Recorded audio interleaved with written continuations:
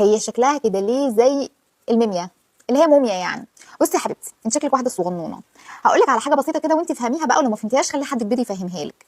انا عندي بنوته عندها 4 سنين، علمتها ان اي انسان شكله مختلف عننا، ان لما جت اول مره تشوف حد زي كده كانت في صوره في كتاب وقالت لي ايه ده هو عامل كده ليه، ولسه هتضحك، قلت لها حواء مفيش حاجه اسمها هو عامل كده ليه، كل واحد ليه شكل مختلف عن التاني. بس يعني مفيش حاجه اسمها حد تخين حد رفيع. انا عمري ما ذكرت قدامها مثلا ان فلانه دي تخينه او ده رفيع، هي اصلا ما تعرفش يعني ايه تخينه، ما تعرفش يعني ايه رفيعه.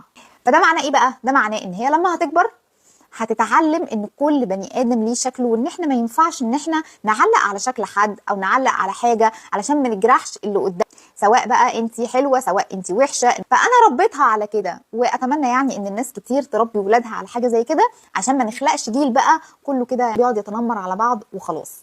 وعلى فكره بالمناسبه يعني انا شايفه ان انا زي القمر، مش موميا ولا حاجه.